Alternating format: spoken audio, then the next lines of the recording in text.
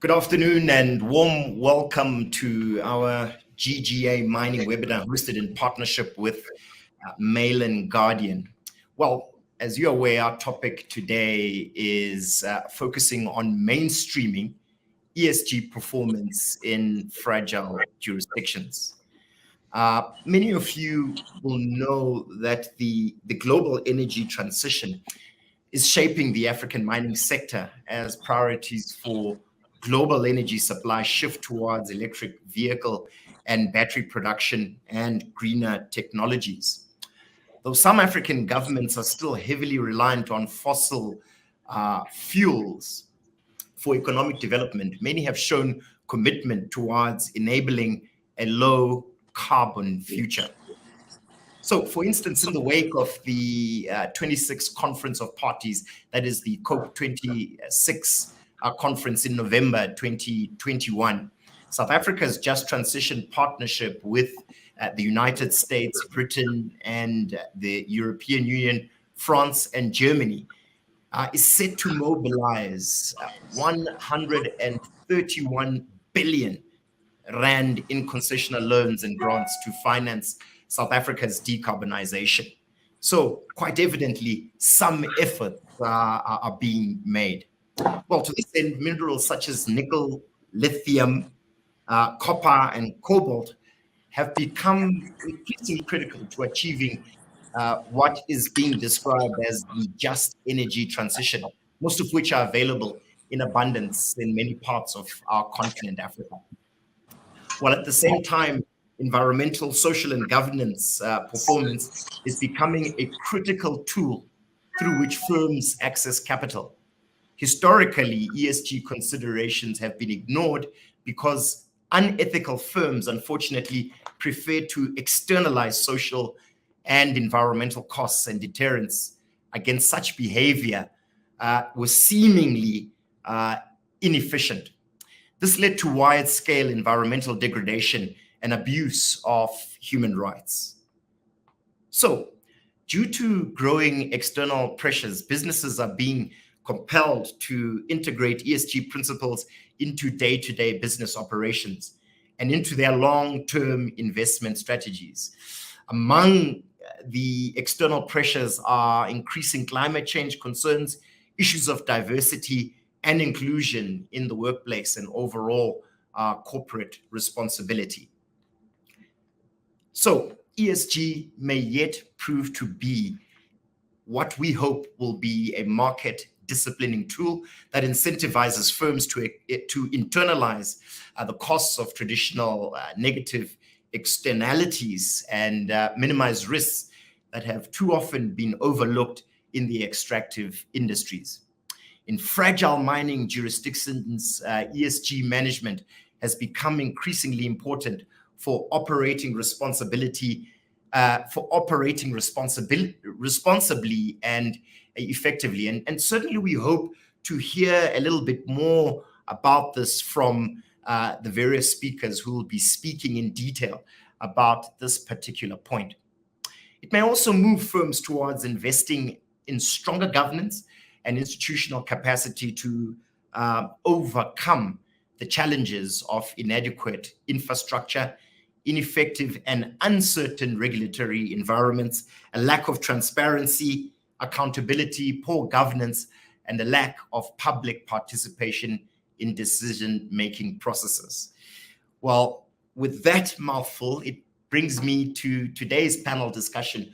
We were honored to have 6 very distinguished speakers joining us to shed light on the topic at hand. Increasingly, the resources required to drive the 4th and certainly the 5th industrial revolution are found in these fragile contexts. We want to find out how to ensure that mining becomes a real catalyst for shared value and broad-based benefit. How do we ensure that companies take their social and the environmental responsibility roles more seriously? And also, I think we try and get our guest today on how we shape investment decisions in ways that really value long-run returns over short-term profits, and how do we better engage local mine affected communities, and how do we mainstream this ESG performance that we're talking about today in these fragile jurisdictions like Zimbabwe and Mozambique. And we have speakers today who will be speaking specifically about them. So joining us are none other than Deji Haastrup, who is the Chief Consultant and CEO at Strategic Communications Solutions. We'll also be joined a little later by Adam Matthews, who is the Chief Responsible Investment Officer of the Church of England board. We also have our long-standing friend and interlocutor with GGA, Tracey Cooper, who's Executive Director at Mining Dialogues 360. We also have another friend of ours, Dr. David Matsinhe, who is a researcher at Amnesty International, and a man I call Sekuru, which in Chishona means uncle. We have Dr. Ibbo Mandaza, who is Executive Director at SAPES Trust. And last but certainly not least, my own colleague, Busisipho Siyobi, who is lead researcher in the natural resources governance at GGA. So let me start off by inviting, as I indicated earlier on, my good friend Deji Haastrup to give in about 5 or so minutes your introductory remarks to today's panel discussion. Deji, over to you, sir. Well, thank you very much indeed. I hope you can all hear me. It's a real pleasure always to participate in these dialogues because it enriches one and provides an opportunity also to spread the gospel, as I call it. The topic I'll be speaking on today is the importance of mainstreaming social performance in Africa's extractive industry. Well, what do we mean by mainstreaming social performance, and why is it important? How can this be achieved by the extractive industry in Africa? These I would try to address as succinctly as possible in the time we have. First of all, mainstreaming social performance calls for a paradigm shift. It does not entail a change in business goals by the mining business, but it does require a change in business strategy.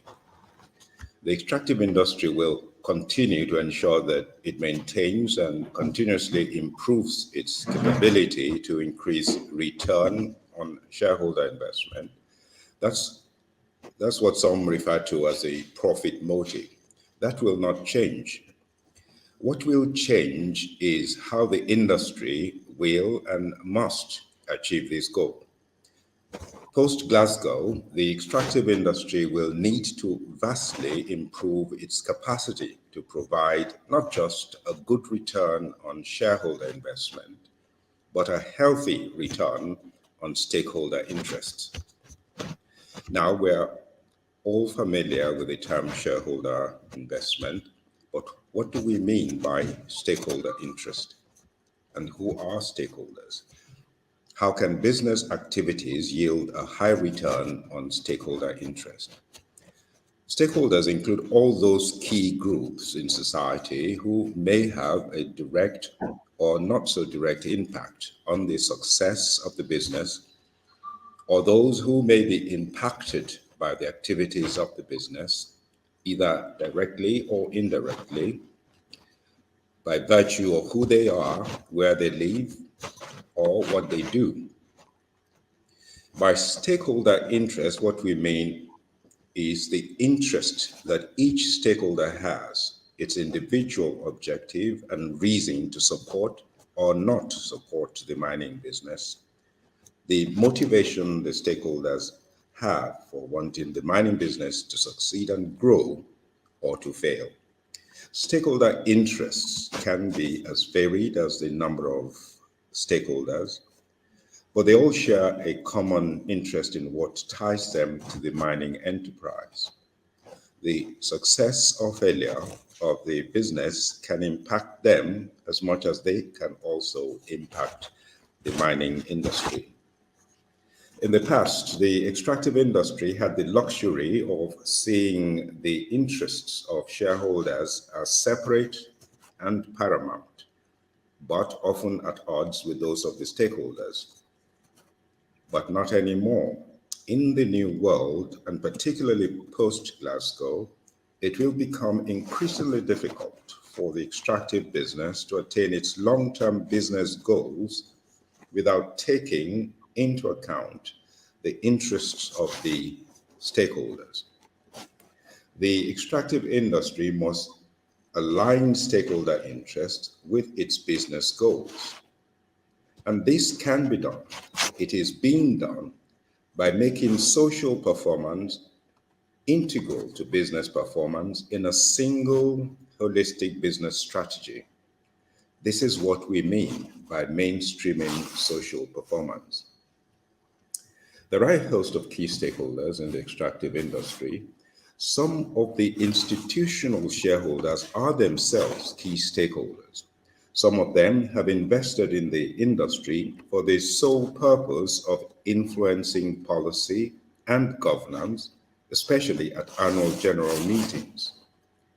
They are therefore a key stakeholder group. The host government is another important stakeholder group. They make the laws that affect the industry. They collect taxes on behalf of the citizens, and their decisions can impact the business. The decisions can help or hinder the extractive industry from accomplishing its goals.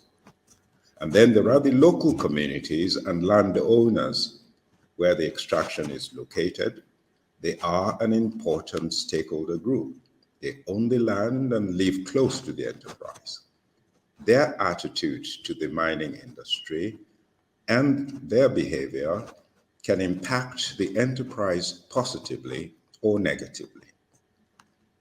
And then there are the company's employees and the management. They are key to the success of the enterprise. Very often they are taken for granted, but this set of stakeholders are very important in implementing the new paradigm shift. And then there are the trade unions, civil society organizations. The civil society organizations are themselves quite diverse, and they represent various interests, including land, air, and water resources, the environment, human rights, and most importantly, climate change.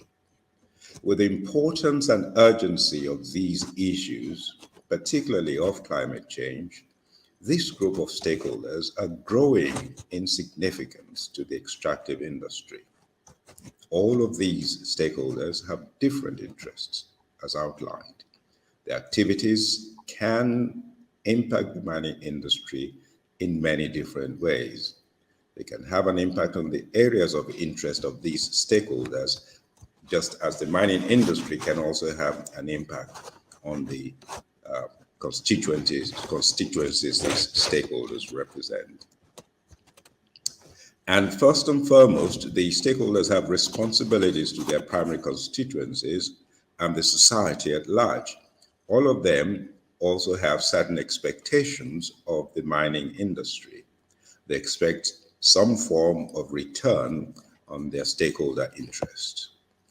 The more integrated and inclusive of stakeholder interests the business strategy is, the more the overall objectives of the mining business and society are aligned, the more the extractive industry in Africa will continue to be profitable and sustainable over the long term.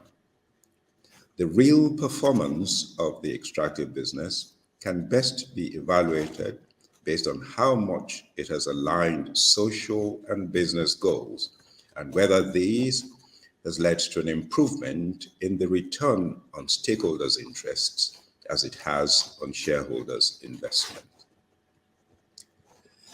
There are true and tested formulas for mainstreaming social performance and integrating social and business goals. And if time allows, I could say a few words on this. I know a lot of mining enterprises. Yes. Sorry, Deji, you are somewhat over the 5 minutes that we've allocated. So if you don't mind, if you could give us your final, in probably 1 minute, your final remarks, and then we'll come back to you later. Thank you very much. So the key takeaways from my remarks are that, one, the extractive business is an intrusive business, and by its very nature and necessity, it has to devise a process of managing risks and building resilience. The business goals and stakeholder interests can be integrated, and they are integral to the long-term success of mining activities. Such a strategy that integrates both can be a means of providing equitable returns on shareholder investment, at the same time taking care of stakeholder interests. Finally, the success and sustainability, that is the business performance of the extractive business in a fragile context such as Africa, requires an inclusive and integrated approach that brings the interests of all the stakeholders and business owners together in one holistic business strategy. In other words, mainstreaming social performance. Thank you.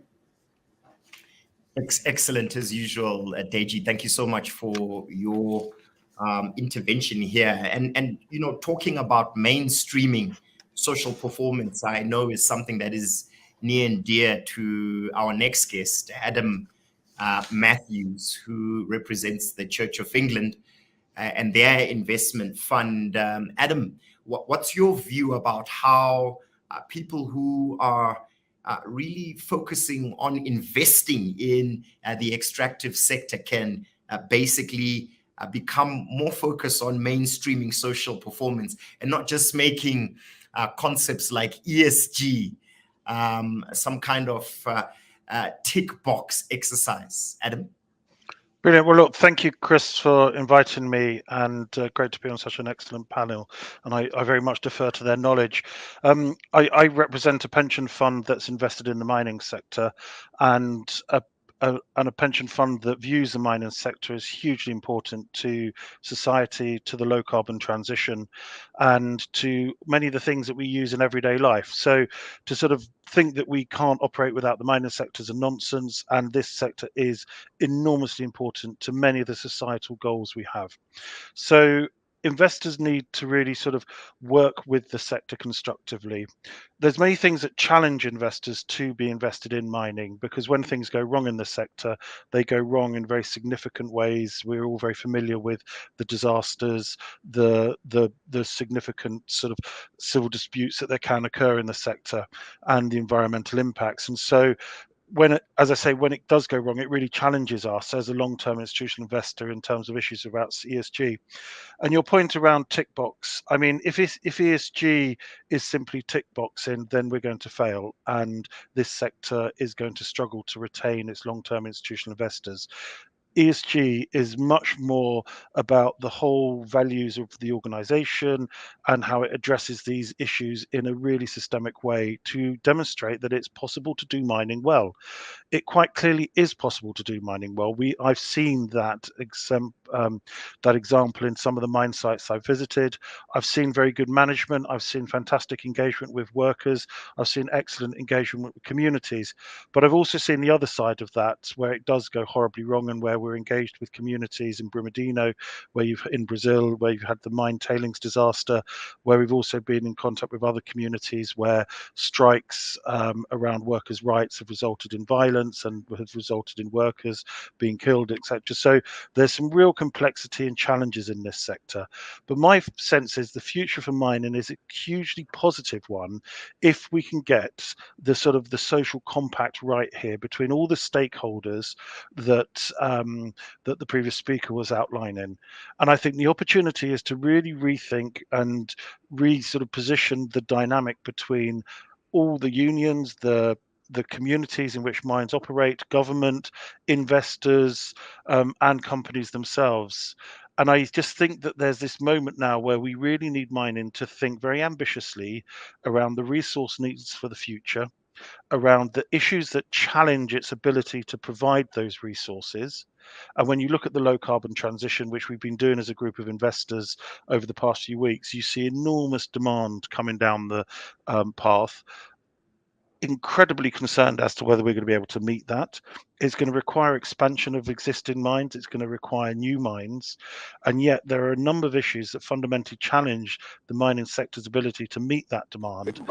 And therefore we need to be at the table with the mining companies, with all these other stakeholders, to ensure that we've actually got a common path and a common sort of sense of the changes that need to happen to be able to meet that demand and ensure that things like the low carbon transition are not fundamentally undermined because mining can't deliver the minerals needed for it.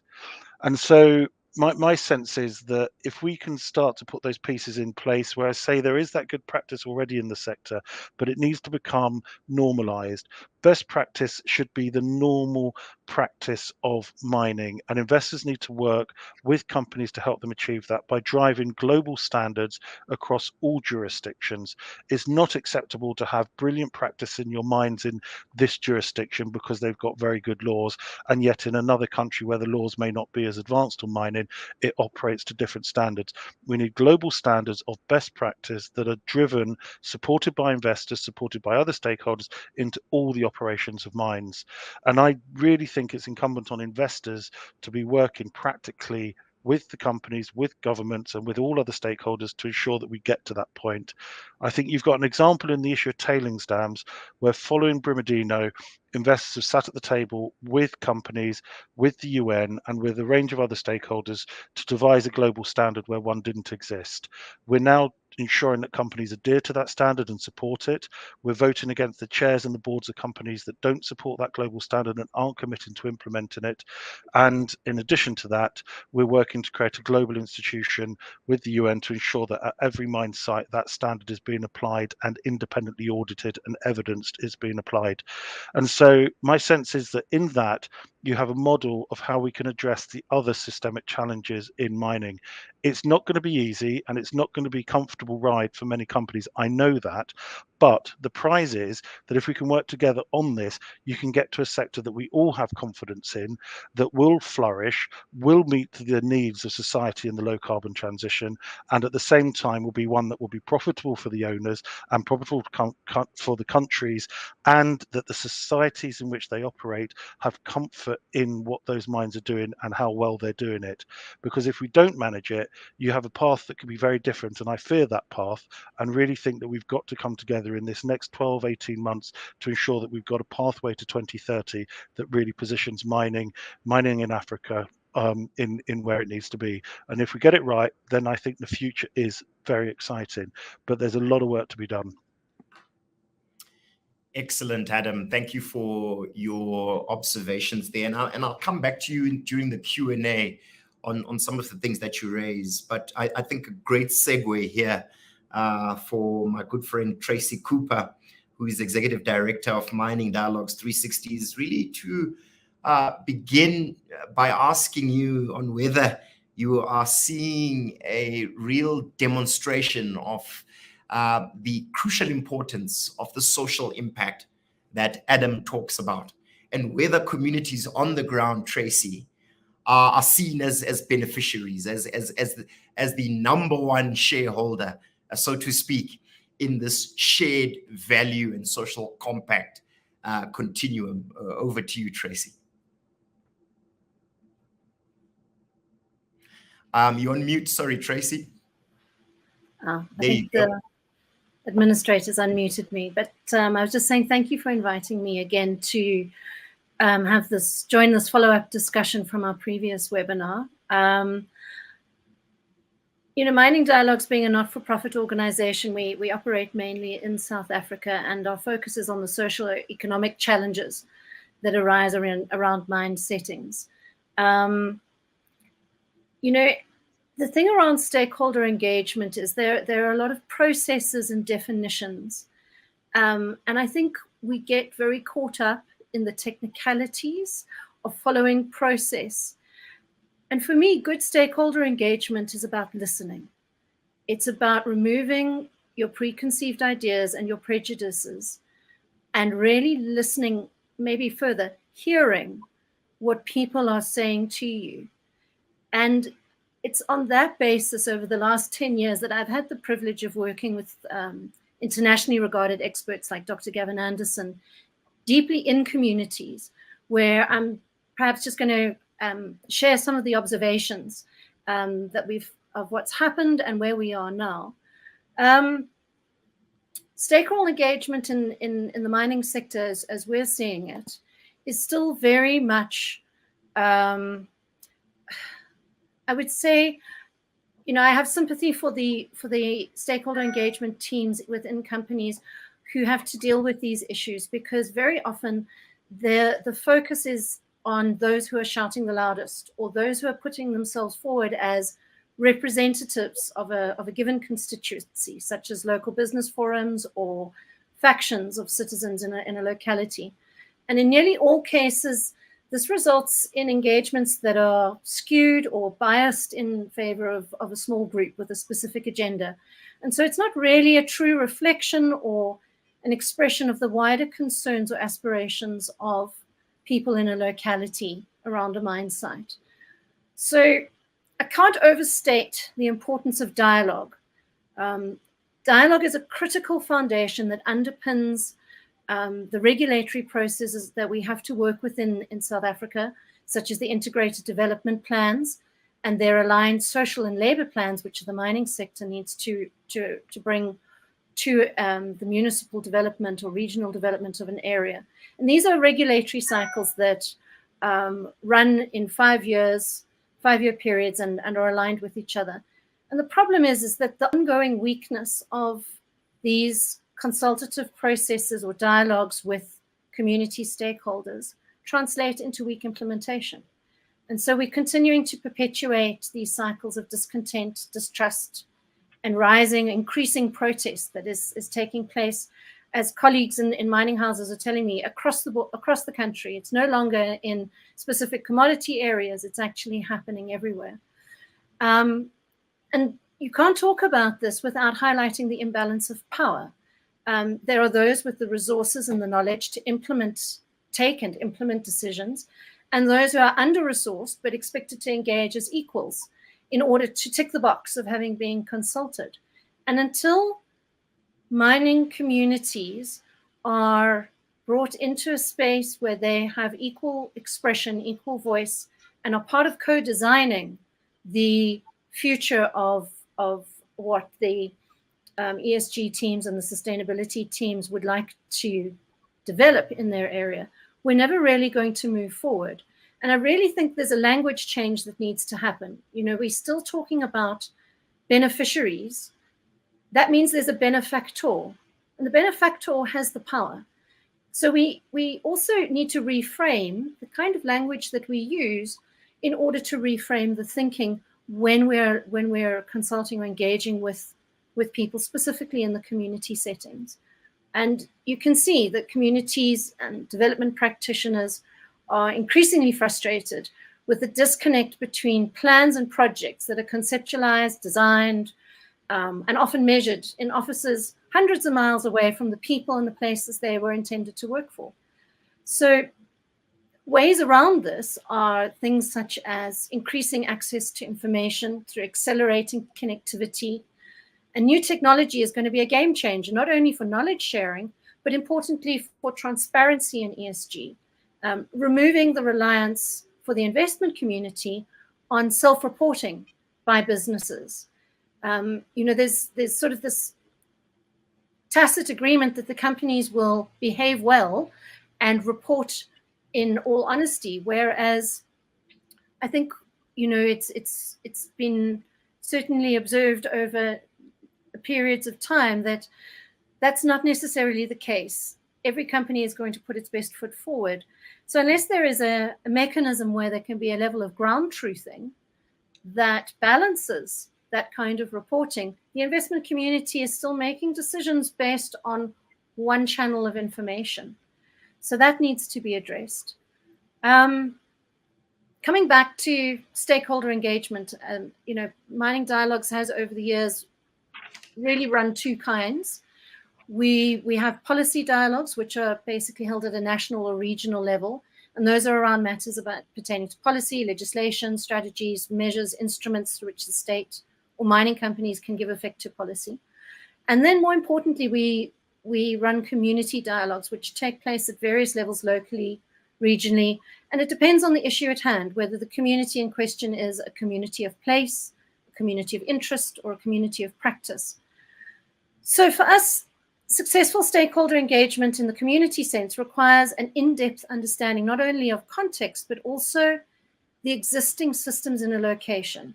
And these often take a lower rung on the priority ladder for corporate or donor agendas or bureaucracy and the optics through which they see things. For us, this is a crucial and non-negotiable place to start for anything you're going to have any shot at longevity or impact. Right. How can you work in any capacity from private sector to development in a place that you haven't sought to learn or to understand? So the crux is let local knowledge be your guide. It's imperative to involve local people in the design, the decision-making, and the implementation of any work you're hoping to engage in. Look at what is working on the ground. Ask how things are getting done, and then work with the systems already in place. Whether or not you understand or agree with those systems, they do exist. And they were also developed within the barriers of access to and resource constraints that are a daily reality for most people in the rural areas where mining takes place. So if we work within those current frameworks and see what we can build and improve from there, then we're already changing the dynamic. And it's taking the mindset of don't reinvent wheels just because you don't recognize their shapes.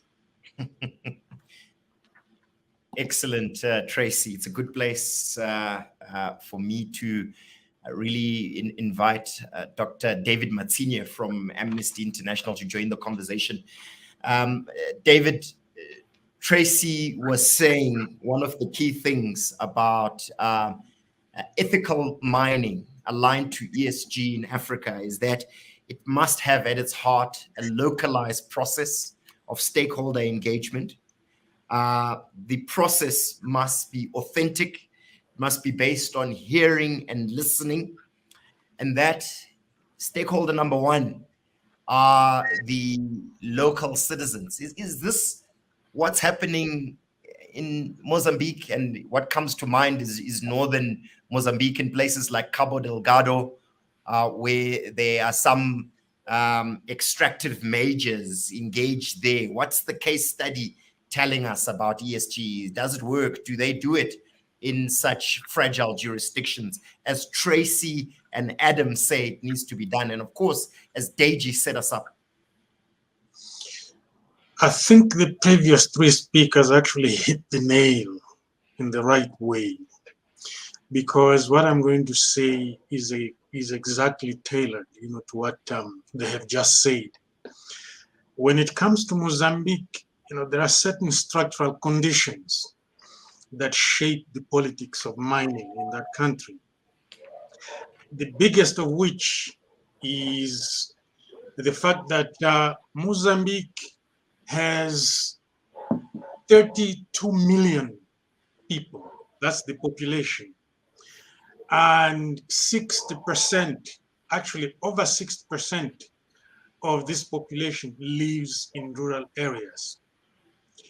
What that means is that the natural ecosystems in these rural areas are everything that these communities have. That's where their food comes from. That's where their water comes from. That's where their clean air, a healthy environment comes from. That's where the right to housing is fulfilled. And that's where the right to medicinal plants is fulfilled. So it is everything that they have based on the natural ecosystems. Over 60% of Mozambique's population, concentrated in northern and central Mozambique, where we've had conflicts, and one of them is ongoing in Cabo Delgado.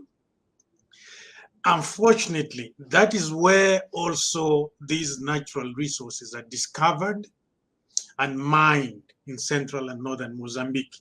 So if you take a look at the map of mining projects in Mozambique, you'll see that central and northern Mozambique are covered by projects of prospection and mining operations.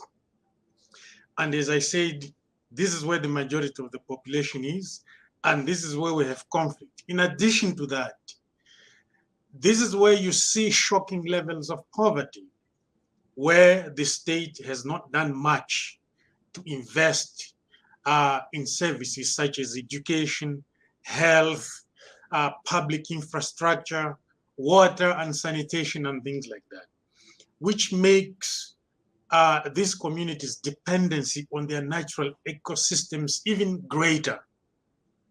All right? Now, unfortunately, these stakeholders, these populations are often seen as nuisance, standing on the way of progress, standing on the way of economic development, and so on. And when these community consultations happen, when they do, they are not meaningful, they're not genuine, they are often manipulated in favor of certain political elites in partnership with the mining companies. It excludes people from making decisions about their own communities, about what should happen with their lives. So as a result, we have a creation of these surplus populations in rural areas, surplus populations that have been dispossessed and dislocated from their land without alternative means of survival. These are surplus because they are not needed by the mining industry, by the extractive economies. They are disposable. They cannot be absorbed in the extractive economy because most of them do not have the required skills to be absorbed. Now, this is a big problem. So as a result of this, we have seen some youths saying to themselves, there's nothing else to live for. Some of them have chosen a destructive path. And we see the conflict taking place in Mozambique, mostly made of these young people who have been dispossessed and dislocated from their communities without being given alternatives, without being absorbed. So this is a problem. I think what needs to change, just to emphasize yet again what has been said by the previous speakers, is to cease and desist to look at people in these rural areas as nuisance that must be removed, as barriers to economic development, to extractive economies, and instead look at them as people who risk everything in their lives. They risk their food, they risk their health environment, they risk their water, they risk their health, they risk everything. And all of that should be taken into consideration. It's not just the traditional investor who has his capital at the bank that should be viewed as the investor, who should be viewed as the risk taker. These communities as well should be viewed as risk takers, perhaps even more because they don't have insurance, and be treated as such in the design and implementation of mining projects. Thank you. Wonderful insights there, Dr. Matsinhe. And as I bring in Dr. Mandaza into the conversation, one of the things that strikes me from what we're discussing here today is that we have these euphemisms that we use, very technical speak. We talk of fragile jurisdictions. Shouldn't we call it what it is? Badly governed countries. where a lot of mining occurs, and this activity often leads to the creation of the disposable citizen and the creation of what I term as the distant state, Dr. Mandaza. This distant state that sees citizens as access to capacity, as barriers to economic development. It sounds very familiar when we think of the situation in Zimbabwe as it pertains sometimes to the extractive sector, Dr. Mandaza. Thanks, Chris. I must say, I've also a connectivity problem today. For example, the audio is very itinerant, and I hope I understood your question, but I want to begin where my Mozambican counterpart ended, and which was a response to your initial question about the involvement of local stakeholders, the involvement of citizenry in the mining sector, and indeed, to what extent Zimbabwe is mainstreaming social performance issues over and above the property motive that has governed or underpins the extractive industry in Zimbabwe as it does in Southern Africa and in Africa as a whole. Yep. The first is to say the following, that basically mining in Zimbabwe has always been an imposition, a foreign imposition at the point of a gun from the very outset. And up to now, it is still the corporates who were established at the turn of the 20th century who still dominate mining in Zimbabwe. Having said that, there was a time when the corporates, such as Anglo American, Rio Tinto, and other major organizations, had a level of social responsibility in the form of major establishments. For example, housing schemes for employees, social facilities such as even football teams, secondary schools, training colleges, and so on and so forth. This seem to have gone into the background. The major, for example, with Mangura mine, the copper mine in the western part of the country, which for generations had a very successful football team, which produced among many of our prominent soccer players, national players, but also which contributed immensely in terms of schooling, training, and so on and so forth. Even when at Independence, when I was in charge of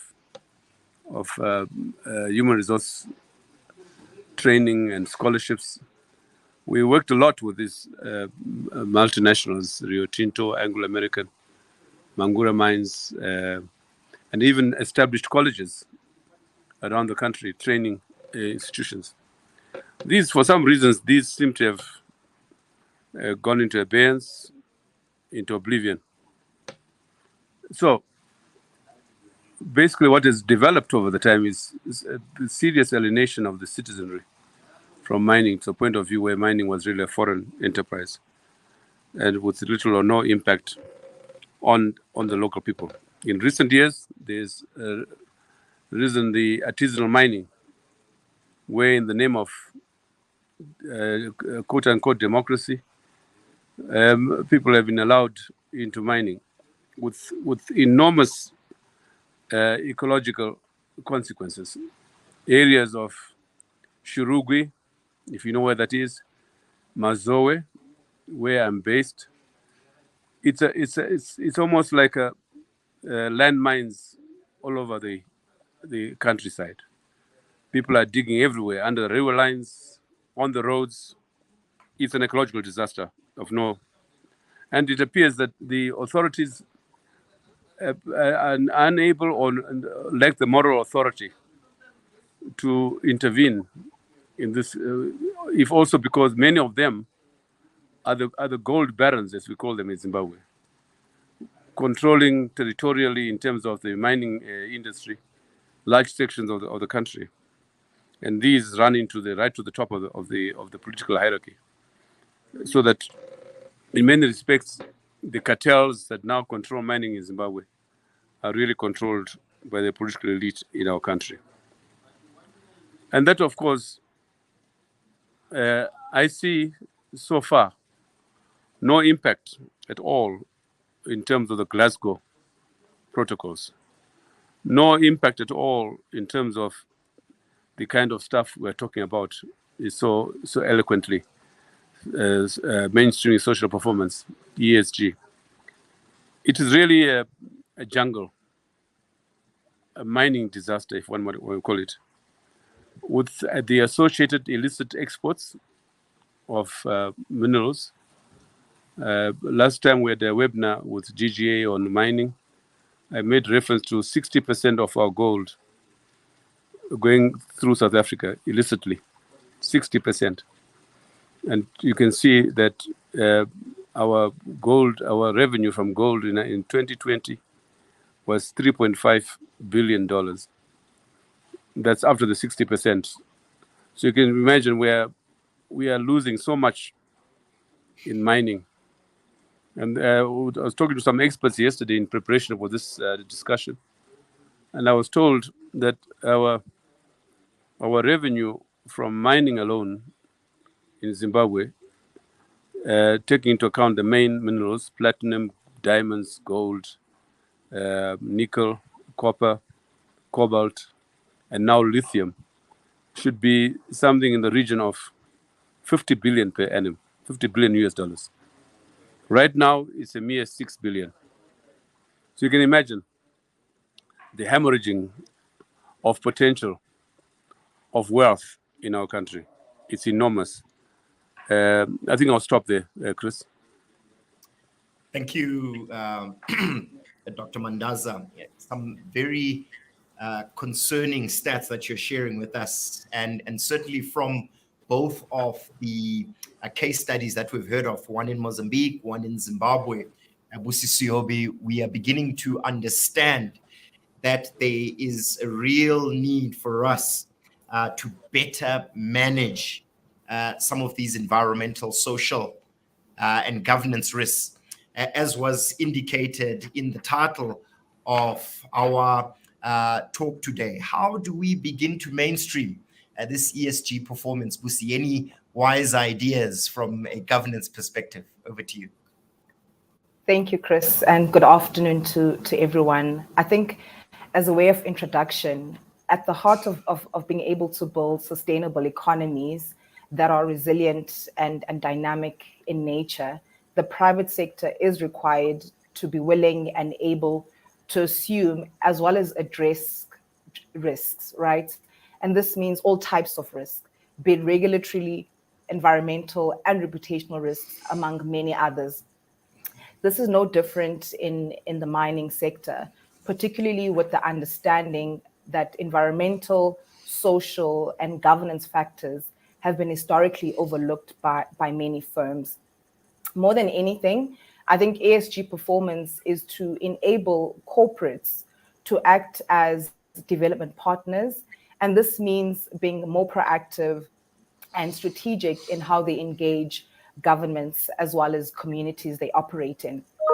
So, as we've seen in recent years, a focus on how ESG factors are considered and addressed has taken global stage as a result of people increasingly showing more interest and concern about the world that they live in. In this way, and in many industries, particularly the extractives industry, as well as due to the nature of mining activities, which have led to greater scrutiny and therefore resulted in the deep, unique ESG risks the industry faces. On a more practical level, when looking at some of the environmental concerns, which include the general environmental degradation in the form of tailings, acid mine drainage, as well as the mine closure and rehabilitation process. So to put this in context, there's a recent story that came up that involves a toxic spill of acid mine water from an old disused coal mine shaft in Mpumalanga here in South Africa. And it has been reportedly killed tons of fish that has had a negative impact on the Wilgeri river system and the aquatic life of that particular region. This case actually also speaks to the poor mine closure and rehabilitation process. So when looking at some of the social risks, we cannot overlook the severity of some of the human rights violations and challenges, and of course, including child labor within the mining industry.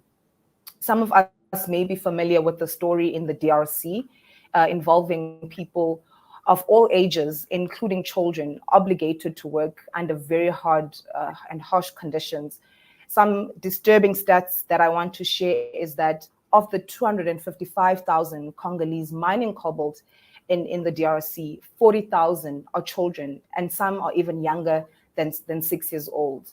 So while it is important to recognize and acknowledge that there have been considerable efforts made to address issues related to environmental, social, and governance factors, there's still room for better management and mitigation of some of these issues in the sector. I want to quickly touch on some of the best practices that may ensure better management as well as mitigating ESG risks, and more importantly, how ESG performance can be mainstreamed in the sector. Firstly, being the issues identification process. So this entails full issues assessment that is informed by the community's needs as well as their developmental goals. Tracey touched on this around the integrated development plans as well as the social labor plans that need to be well developed and also well implemented in identifying some of these issues. Another thing that I want to highlight is the assessment and prioritization of these particular issues in these mining communities. So this is led by the context. It's not a one size fits all. And I believe that environmental concerns have increasingly taken center stage and have been prioritized, especially because they also overlap with some of the social elements and concerns. And then lastly, the stakeholder engagement, which has already been touched on, and also appropriate resource allocation. I think it is integral that there's an appropriate identification of all relevant and interested stakeholders that will be affected by ESG performance by mining companies. So this includes members of the state, members of the community in question, and of course, civil society. And then in closing, Chris, I just want to say that I think it's important to recognize that in order for ESG performance to be effective, there needs to be willingness and within the leadership teams at board level to be proactively establish and develop ESG frameworks that will align with the values and principles of their shareholders, investors, and most importantly, the communities that they operate in. Thank you. I'm going to hold it there for now.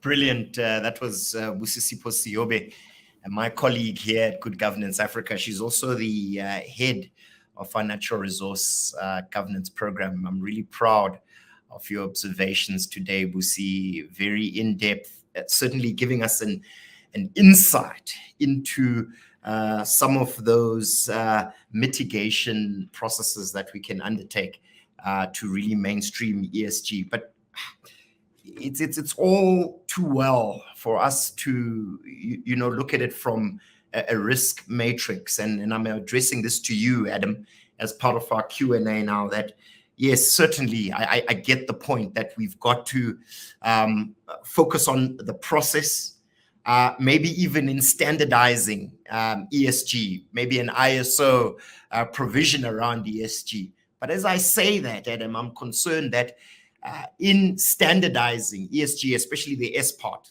the social compact, the creating shared value, what we might have happening is a situation that sees us losing the direct intervention and the creativity that we are asking development partners, like investors like yourself, the pension fund that you represent, and certainly some of the miners. What's your view about that, Adam? Am I just pie in the sky?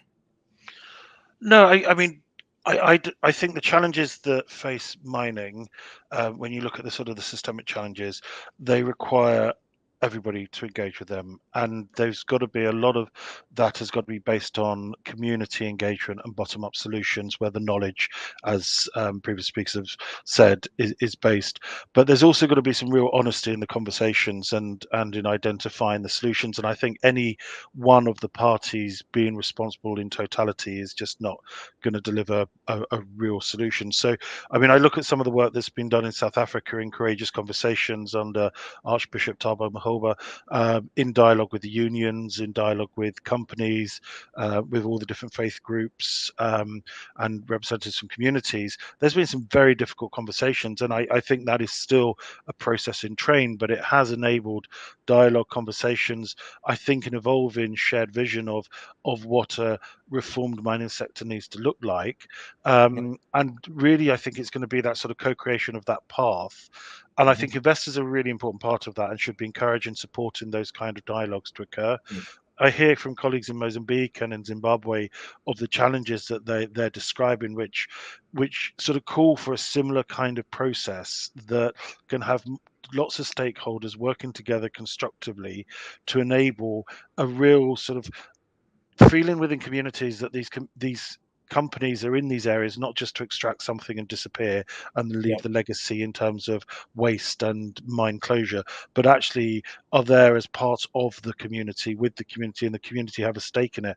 I think that does call for rethinking the model around mining, and I do think there is some leadership, I deliberately say some, that are willing to entertain different models of how we can sort of look at mining and the relationship it has with communities and the stakes they have in those local sites. I also look at challenges like automation. You could see a massive rollout of automation, and we talk about the just transition in climate change. But what's the just transition in automation where you could see significant workers displaced by automation? Now, at one level, automation's good. It has efficiencies, it has safety consequences that are good. At another level, it could displace many people and fundamentally change the relationship between the community that was previously providing workers to a mine that now aren't providing workers, and there's that no financial benefit there. And again, I think that changes the dynamic. So I think we've got to look at some of these challenges really in honest conversations, and I think courageous conversations that's been tried in South Africa offers a potential model here where you have all parties around the table dealing honestly with some of these things, but to get to a common vision of a future for mining that's different. Adam, I'm going to stop you there because I don't want us to miss this point that you're raising here. And I'm addressing this as sort of bringing him into the conversation at this stage, Dr. David Matsinhe, because in Mozambique, you talk about disposable citizens, a state that is very distant. In actual fact, some of the concepts that I use are counterterrorism to describe these communities, preventing violent extremism, countering violent extremisms, PVE, CVE, countering terrorism. And that basically means that the men in green step in, and we see it becoming a militarized, securitized discussion very quickly. Is that your view, David? Absolutely, because these kind of intervention, the militaristic intervention, which is almost exclusive, forgets the processes through which what they're trying to solve has come about. The process of governance itself that has been responsible for producing the conditions of possibility for all these insurgents, for all this discontent to come about. The problem of poverty, inequality, abuse of power, not wanting to share it. All those things have created this problem. But when it comes to addressing the problem, they only see the militaristic solution. There's no talk about investing in education, investing in social services, a comprehensive package of interventions that include not only militarism, but also these other social and economic and environmental aspects of the problem. Therefore, in my view, the militaristic intervention exclusively is futile. It is only going to escalate the problem because the root conditions will remain, and in fact, they will aggravate. That's a fundamental problem that needs to be addressed, and which I think up to so far is being ignored. So Tracey Cooper, in a situation where you've got this sort of distant state that David Matsinhe talks about, predatory state that really looks at extracting or rent-seeking in many instances. How do you develop these authentic conversations, these crucial conversations that Adam talks about in situations where the state might perceive these citizens as an obstacle to rent-seeking? Tracey?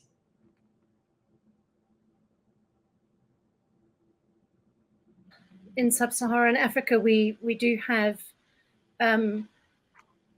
growing distrust in the state as government, as being able to provide law and order, good governance, service delivery to the citizens. And so it's become incumbent upon the private sector to step up and step into that role, to the extent that we see mining companies in various jurisdictions actually seconding staff to local municipalities in order to help them with the basic capacities that they need to deliver such services as water, waste collection, and so forth. And those are in the towns that have those facilities. Yep. I'm not even talking about the informal settlements and the conditions that people live in there. Really, I think it's incredibly important that the investment community has finally stepped up and gotten off the fence. There is an ethical economic obligation to begin creating the right conditions for change to happen. And I think that only through the partnership between the current sort of investment community, such as the fund managers and organizations, pension funds, such as what Adam manages, working in concert with impact investors who see the potential in these areas and have slow, patient capital. So essentially, you're kind of taking a carrot and a stick approach. You know, you're wielding the power of withholding capital or investing capital in organizations or in areas for development that meet a criteria, an ESG criteria, whatever your standard might be, and there are quite a lot.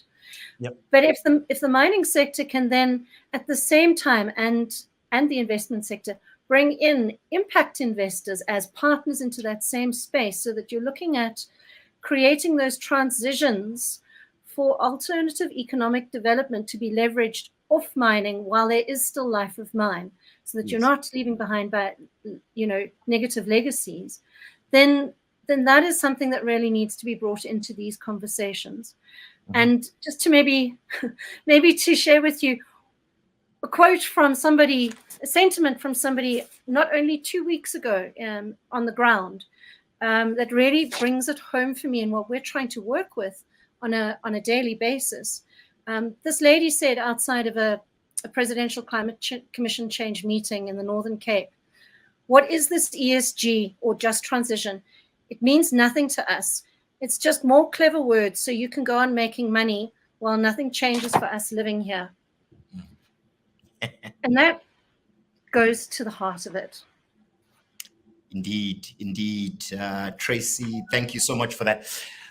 I'd like to encourage our audience who are watching out there to comment using the chat service there. And your comments will come to us and we'll try and bring them into the conversation. But in doing so, Deji Haastrup, there's a question really directed to you from our friend, Ross Harvey. And he says, a big question for him is how we manage to convince shareholders that long-term returns should trump short-term extractives, which kills long-run value. Typical question from an economist, wouldn't you say, Deji? But Ross, you won't be surprised. Well, one of the things that I have noticed is, mining, the extractive industry has a history. And the unfortunate thing is that that history is adversarial. So it's important to understand this. Stakeholders, first of all, must see a mutuality of interest. It is not true that you cannot pursue one without the other. And one of the things that we have to try to do in the conversations we have is to show all stakeholders. I personally consider shareholders as stakeholders, especially the institutional shareholders. They have a great stake in the business. They have a great opportunity to impact lives in society. And so if people focus on positive mutuality and try to, as somebody said, listen with humility and honesty to other stakeholders who may or may not have their primary interest as their focus, then there is a potential to align interests, to be inclusive in the strategies that we come up with. And this is possible. There are ways to do this. It has been done in other jurisdictions, and without reinventing the wheel, we can borrow some of the best practices in some of these jurisdictions. But the first thing is to unlearn a history, because there is a history behind the extractive industry and other stakeholders. That has to be reversed. We have to look at the opportunities that we have now to redress the past by being inclusive and incorporating. The question of all these very academic terms, ESG, where local communities find it difficult to understand. And when local communities ask the questions they ask, they are asking from a perspective of a history. In turning around that history, we have to understand and be humble, patient, and honest in listening to stakeholders. But it's quite possible. It's also important to develop what I call a community-driven perspective on development. So it's not a benefactor versus beneficiary, but it is the mutuality of interest of joint stakeholders. Both investors and stakeholders have an interest in the success of mining. And if it's presented that way, and if those who manage the process understand the importance of the mutuality of interest and streamlining and mainstreaming social performance into the business strategy, then progress will be made. But the first thing is to understand that there is a history. Thank you. Thank you for those sage words, Deji. A couple of comments reading from the chat that's going on is directed to Busi, my colleague. He says, Busi has expounded great insights on the actual value of ESG. Big tick there to Busi.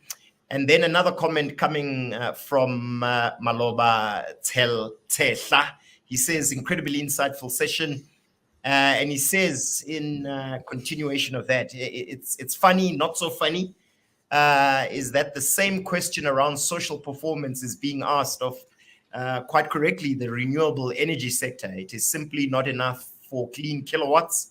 What's needed is meaningful economic activities in localities. And Tracey says, indeed, a new business model is needed. But actually, before I read Tracey's comment. Let me bring in Dr. Ibbo Mandaza. Dr. Mandaza, I hope you've been following the conversation well. Are you still with us, Dr. Mandaza? Yes, I am. Excellent. Yes, I am. Dr. Matsinhe says, if I understand what Tracey is putting forward to us, and I think what many of the other speakers have been saying, is that in actual fact, what mining companies need is a new business model. They need to innovate their business models to incorporate services to communities and human rights. So it's a total overhaul. It's not just mainstreaming ESG, as we're saying today in the title, but changing the business model. Do you agree? I agree. I agree entirely, but I don't think it should be left to the mining houses alone. I think it needs to be a policy framework. Yeah. Even a regional policy, or even continental policy, which places responsibilities on the state itself, the mining houses, and the stakeholders, and becomes a pattern across the continent. I don't think that it should be left to the mining houses alone, or to the mining houses and the state alone. I think there's need to, maybe through such fora as the GGA, the Southern African Research Mining Watch, and other organizations, to try and develop a policy framework which institutes this kind of policy that you're talking about. Indeed. Indeed. Can I respond to that, Chris? Because I mean, I think it's absolutely right, because I just think you can't leave it to the mining companies, you can't leave it to the investors, you can't leave it to any one constituency. And I think we're all saying quite clearly that there are multiple interests, multiple stakeholders that need to have a shared sense of where mining needs to get to, the challenges, the shared ownership of those, and then working through what an equitable path is there. And I think that does call for rethinking the model of mining in a number of places. I think there's opportunity to do that. I do think you have some new leadership of some significant companies. I think if we rely simply on ESG and ESG indicators to get there, it will not happen. This is much more fundamental than that. If you look at the Juukan Gorge disaster in Australia, where you had traditional owners in a relationship with a company, disproportionate power imbalance, and then a 46,000-year-old heritage site blown up by a company, by any ESG indicator, was probably the best or one of the best at managing community relationships. It shows the weakness of ESG. So I think as investors, we need to require much more internal rigor within the management that engages with these challenging issues. We need challenge within company boards that challenges the management. We also need independent verification that global standards are being applied at individual mine sites.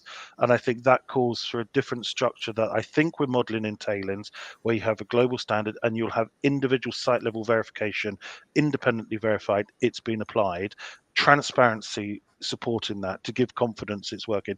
And then I think you've got to have a process of dialogues within country at regional levels, etc., that is multi-stakeholder. I think churches in some jurisdictions have a very important role in convening that.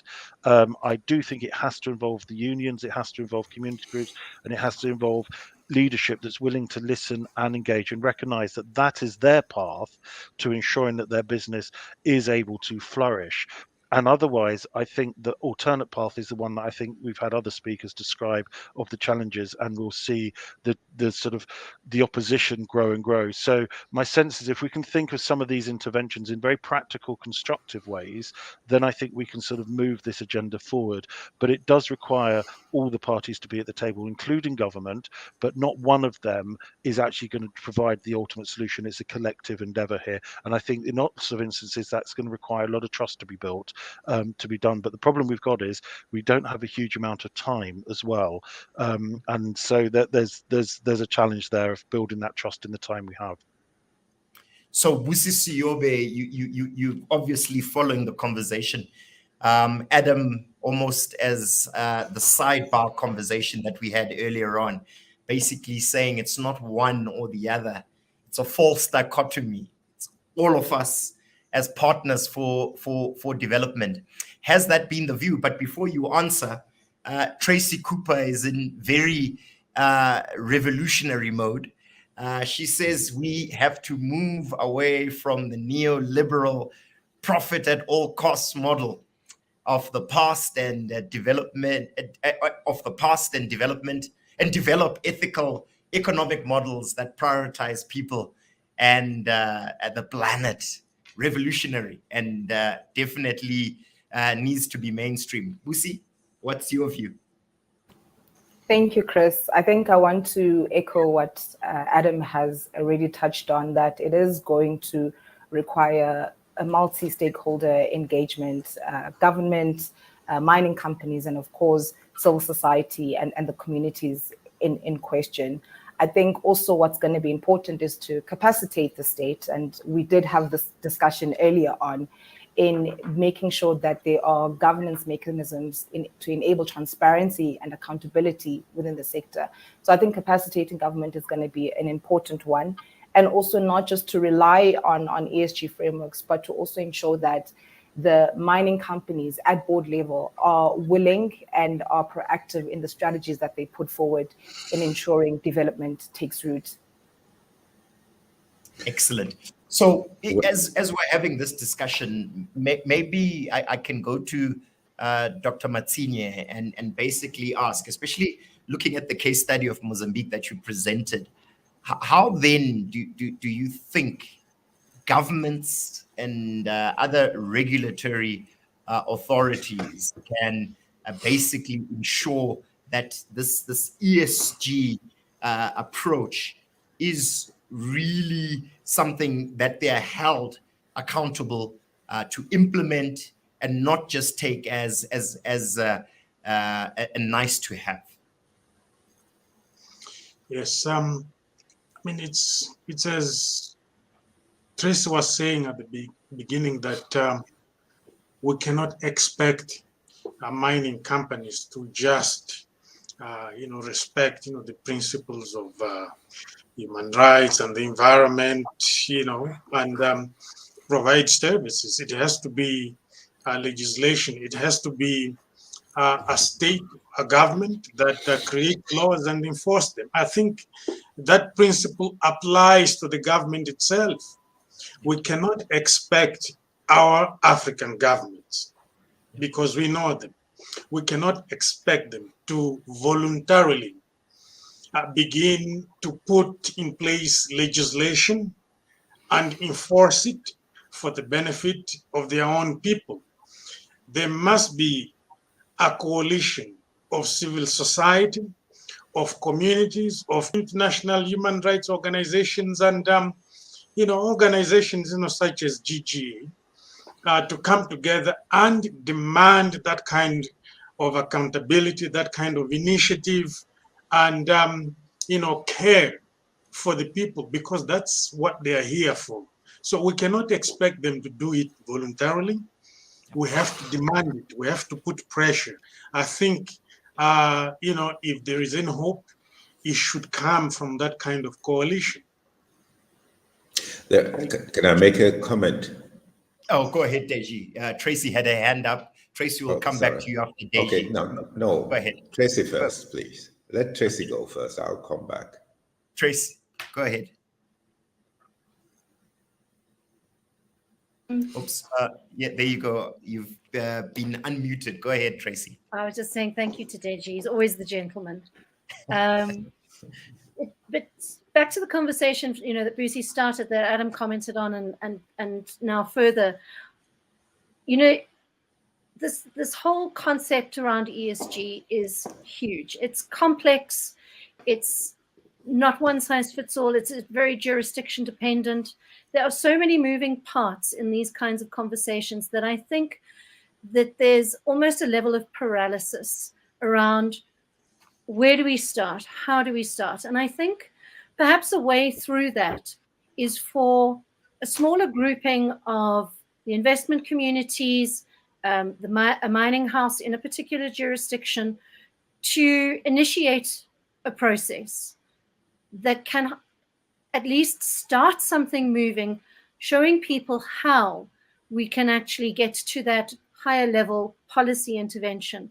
We certainly know from the South African government perspective that there is a level of inaction around a number of critical issues, around the mine closure and rehabilitation policy. The ASM policy that's just come out is inadequate at best. So there are so many issues that fall under the ESG umbrella that it just becomes so overwhelming that we continue to have these talks. But if we could start somewhere and have some on the ground demonstrable actions, that people have something tangible to work with, we may actually be able to progress the conversation into that wider format and up those levels to national policy level or global policy level that we've been talking about. I think we need to start somewhere small and make mistakes and have some successes and learn. Excellent suggestion, Tracey. Deji, over to you, sir. She took the words out of my mouth. I want exactly what I wanted to say is that sometimes this can be overwhelming because of the history again. I mean, we have a history that we're trying to change. Change is not the easiest thing. We're looking for a new model, a new approach, a new way of approaching business that is significantly different from what existed in the past. So that can be daunting for some businesses and even some community stakeholders. So it's important, first of all, to recognize that we're trying to shift a paradigm that has been entrenched for some time.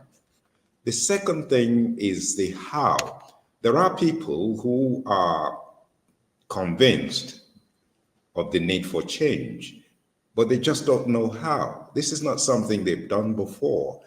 They're not used to. I mean, business is not used to listening to people in communities telling it how to run its business. This is a new way.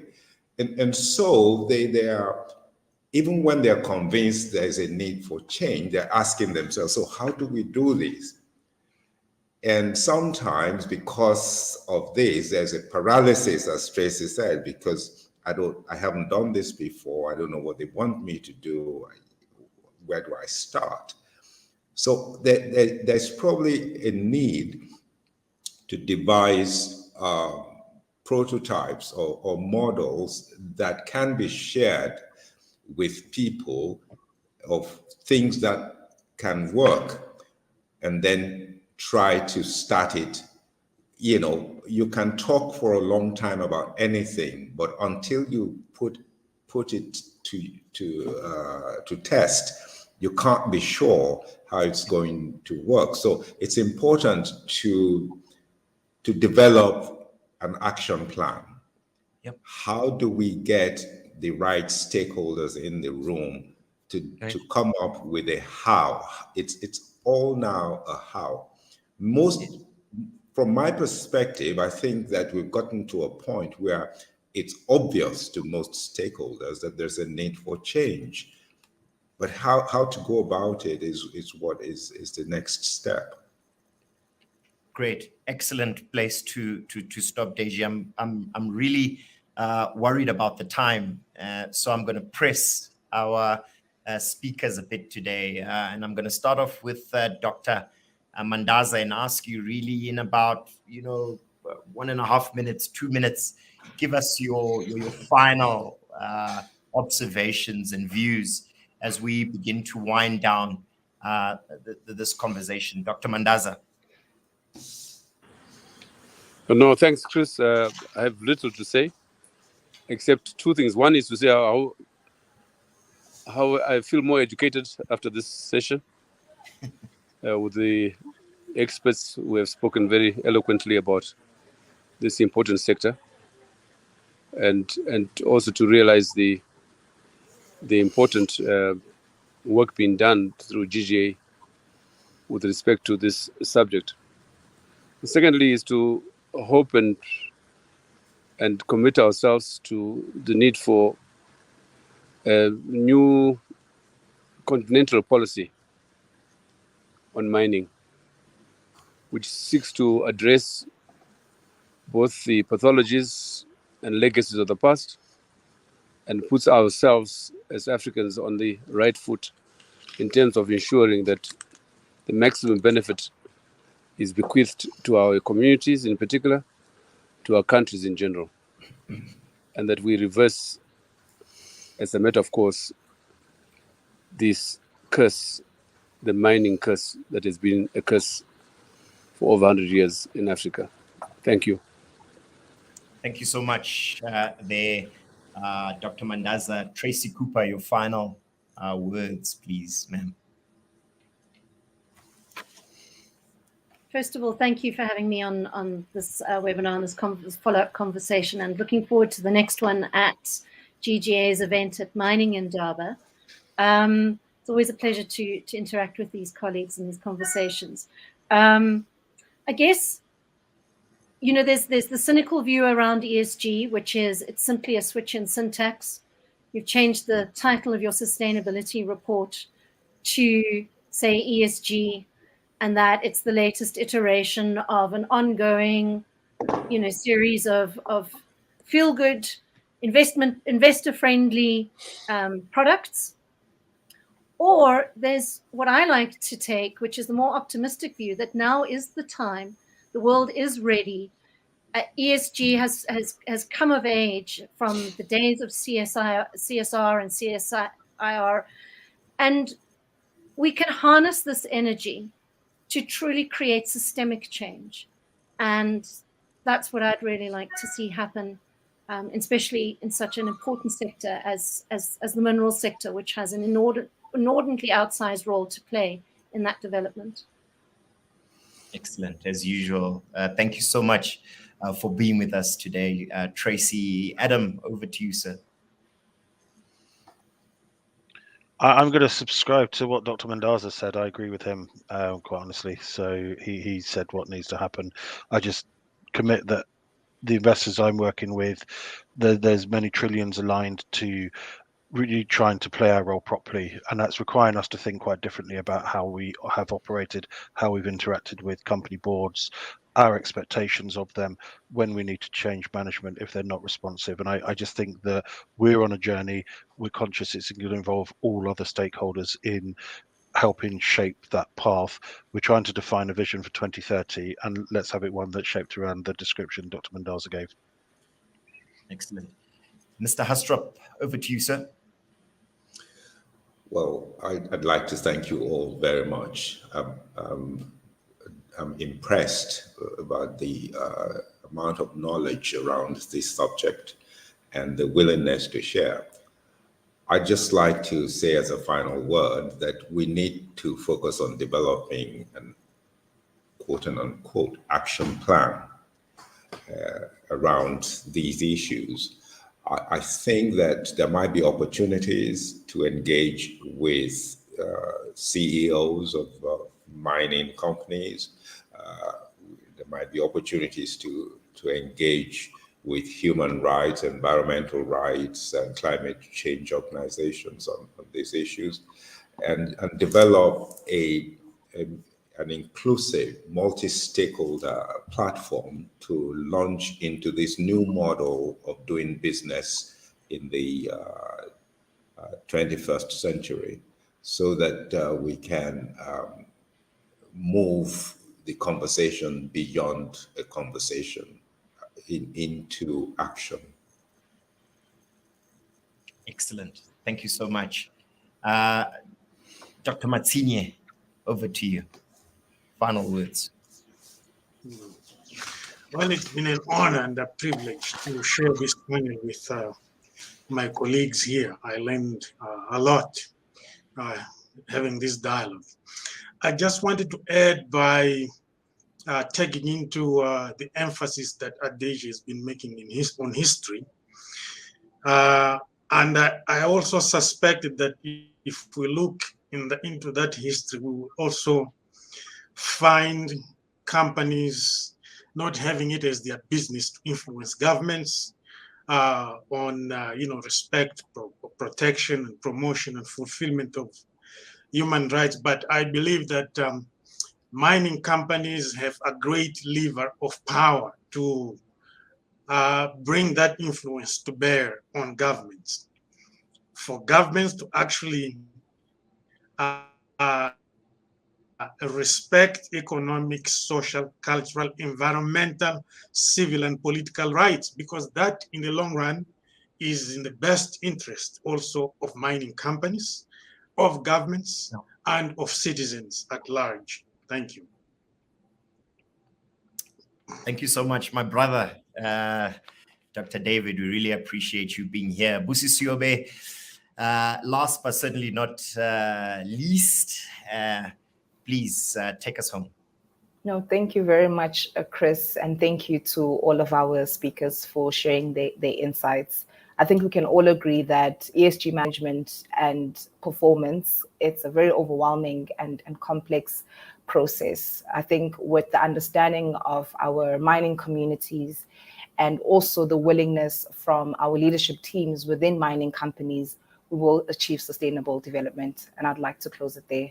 Thank you, Chris. Brilliant stuff. Well, there you have it, ladies and gentlemen. There's much to be addressed, and you can rest assured that at GGA, we are committed to strengthening and certainly mainstreaming ESG performance in fragile mining jurisdictions.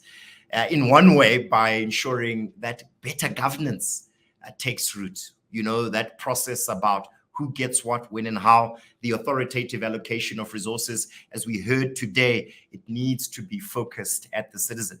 So to this end, our recent Wicked Conversation series campaign paid close attention to the recent High Court judgment related to Shell South Africa using seismic tests to explore for oil off South Africa's coastline.